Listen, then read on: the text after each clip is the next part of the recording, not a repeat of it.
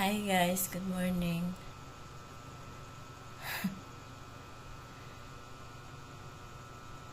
5:22.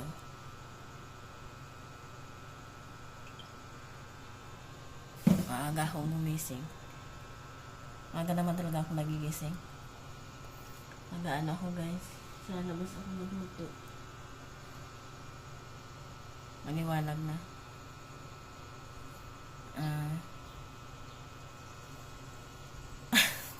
Loading na.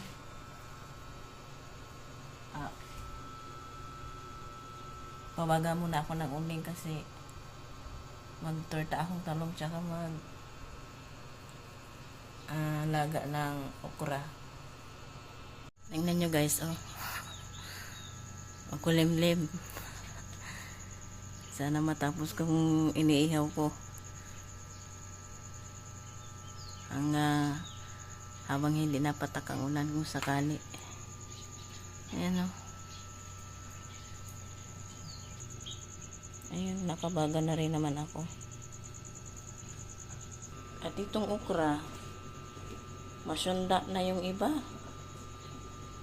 Sinanay kasi ang pumili niya na yan, masyunda na. Ito naman yung kanin. Nakulo na siya. Pero maya-maya ko pa ilalagay yung okra pag wala ng tubig. Isa lang ko muna to guys na talong. Ay, butasan ko muna pala.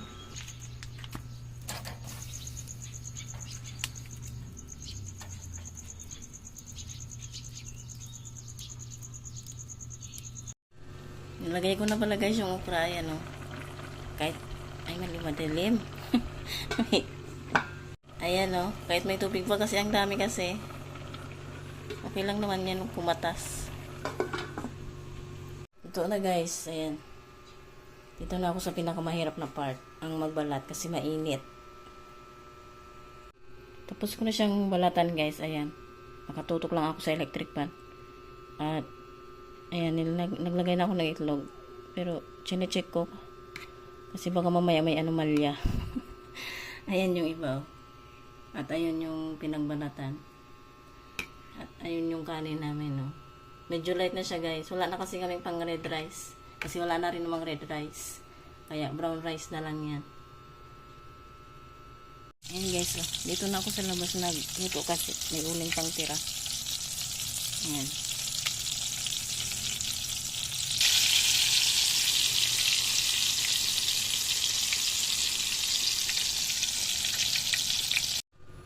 Ayan guys, tapos ko nang lutuin. Gumawa na rin ako ng sausawan.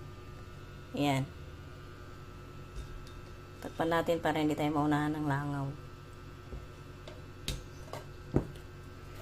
Ito yung kanin tong tira.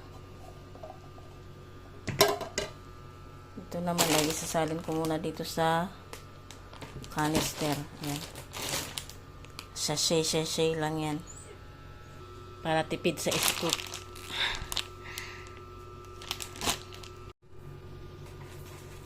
Alam nyo guys, nasabi ko na ata sa ibang video.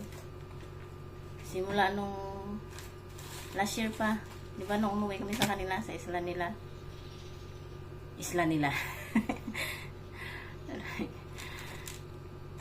Doon kasi coffee is life. Coffee. Ang almusal talaga nila, literal na kape. Kape lang. 7 ng umaga kape. Kapag ka 8 na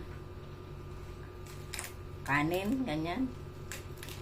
Magkakanin. Simula nung bumalik kami dito, ayun na nagkakape na rin ang asawa ko. Pero 3 in 1. Ay, kahit naman pala doon 3 in 1 kasi bumili kami ng brand doon. Tumunog yung cellphone ko.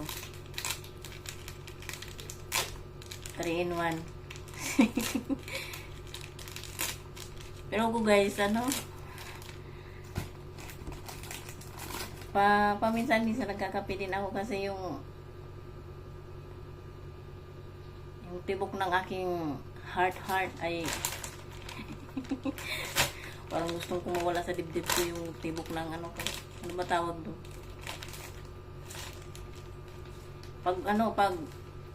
ayun nga, lakas ng tibok, tsaka sumasakit ang tiyan ko pag dito lang din naman, dito na ako dito ko na naramdaman. Yung 3 in 1, yung literal na 3 in 1 ha, hindi yung kape gatas asukal, yung 3 in 1 talaga na instant. Nasakit ang tiyan ko, parang yung mahapdi. Kaya minsan Milo, Energin, o kaya yung 3 in 1 na gatas kape asukal, ganyan. Pero pag yun na. Tapos ko na pala guys, oh. Ganito ang nakita nyo ata yun, yung isang mug or cup, ganito yun. Coffee puro. Yung Nescafe kasi masyadong matapang yung stick. Tapang-tapang. Pero dati pa naman nagkakape na ako. Ewan ko ba't ngayon nag-inarte ang sistema ng katawan ko. So ayun, naantay ko lang ang aking jusawa. Sana yung kulimlim na to umulan para naman maginhawang